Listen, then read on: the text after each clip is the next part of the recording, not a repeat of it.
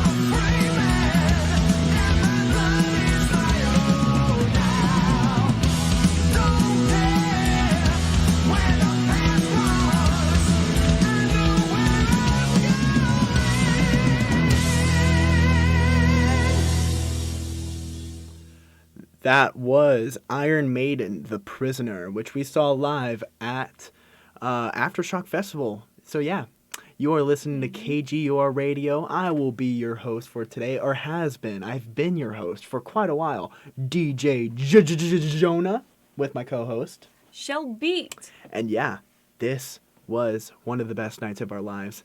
That was our headliner. So, you know, the headliner, the last act of the day.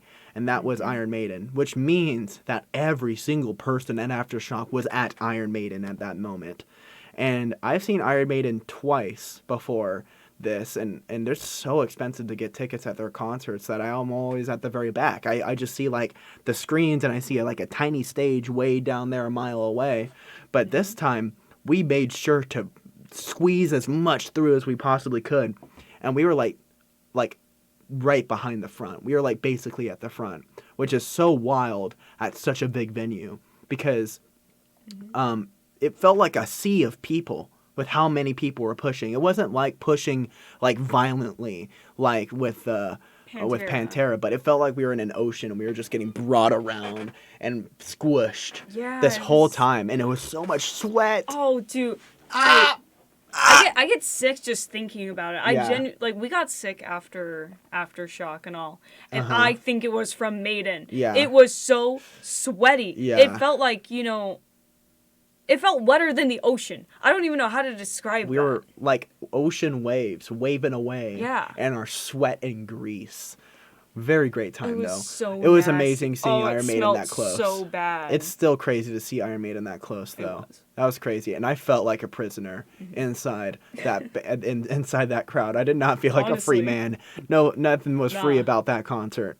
So, that was the end of day 3. So for day 4, the final day, we had some really good artists. It wasn't as good as the last 3, but we had a great time.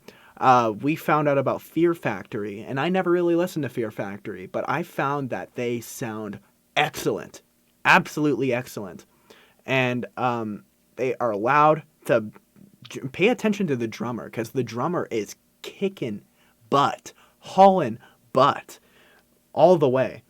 Anything you have to say about Fear Factory before we get into it?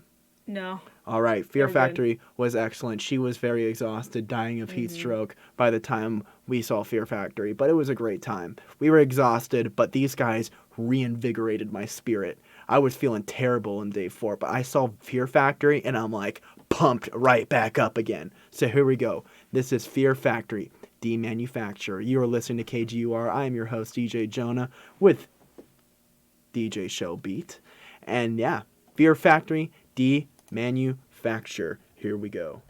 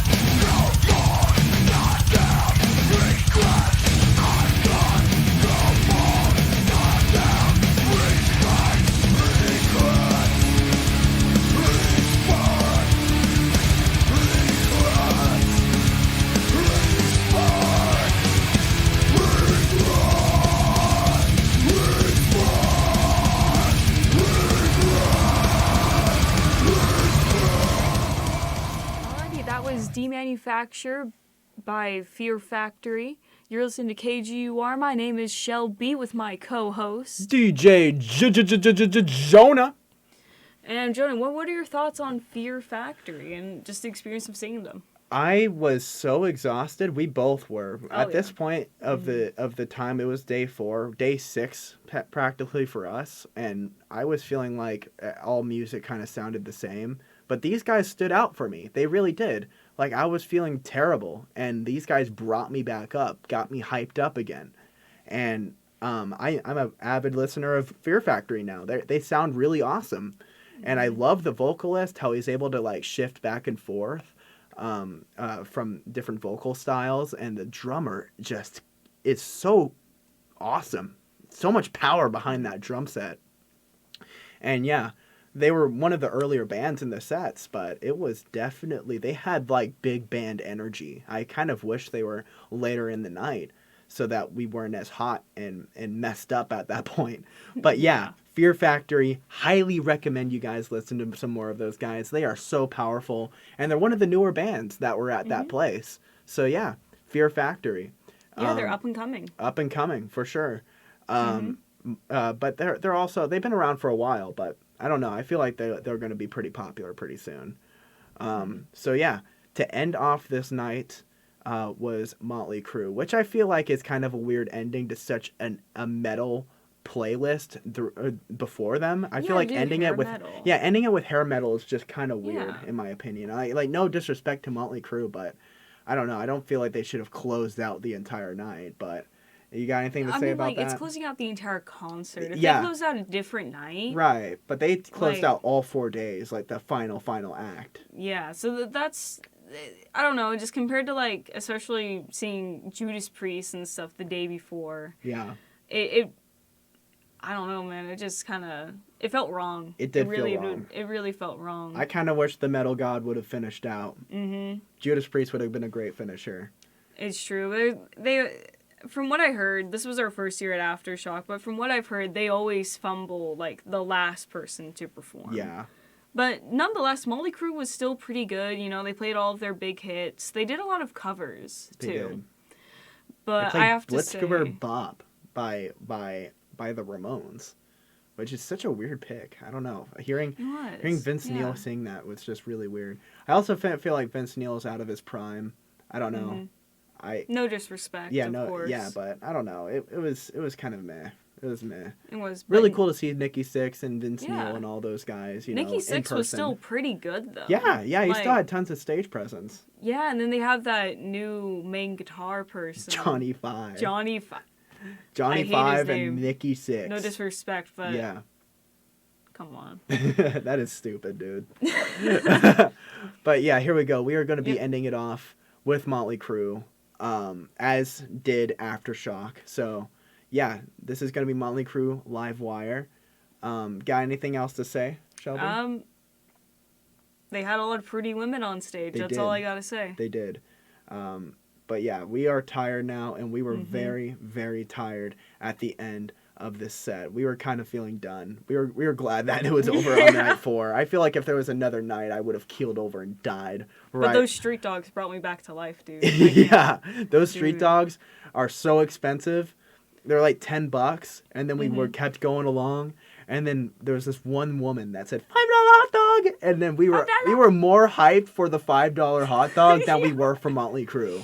Like, there was a giant crowd around the $5 hot dog. Yeah, and she sold out almost immediately. We got the last 2 hot dogs from her. And they were so good. They were marinating in, like, the juice from all the other hot dogs. So I was like, ooh. Those concert dogs with the bacon wrapped dog. Ooh. With the bacon and all highly that. Highly recommend getting those. So good. It's worth it. Just spend not worth $10 though. No, I don't know. $10. $10 is kind of crazy. We were hustling all 4 days. Yeah. All the other days at the end of the night. We were hustling with them, just like $5, please. She was the only one selling them for under $10. Criminal. The one night. Criminal to sell a hot dog for $10. I don't know, man. The food prices here were outrageous.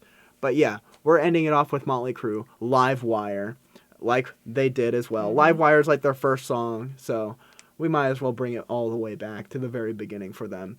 And we hope you guys hopefully enjoyed listening to these songs as much as we did on the night of Aftershock. Hopefully you got a little taste, a little flavor of the absolute feast that we had at Aftershock. Metal Mania Feast, whatever you want to call it. It was an excellent time, and we hope to see you, whatever who's in the audience next year at next year's Aftershock. Here we go. This is Motley Crue Live Wire. I'm your host, DJ Jonah, with my co-host Shelbeat. And thank you. You are listening to KGUR. Yeah, you are listening to KGUR. Thank you so much for listening. Play that track for me, will you? And we hope you all have a great, wonderful, wonderful rest of your days. Goodbye.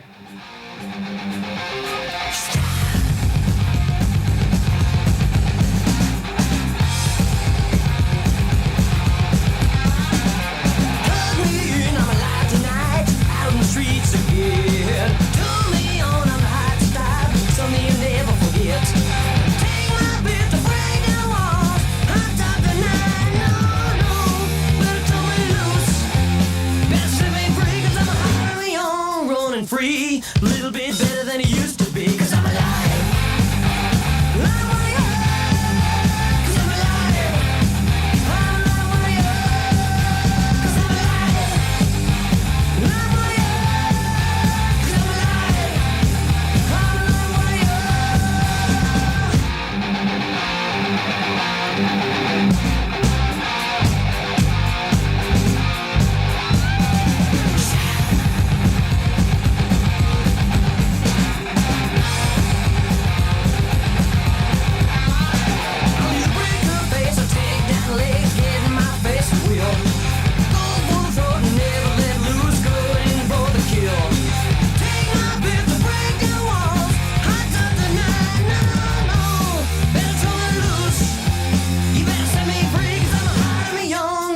Free.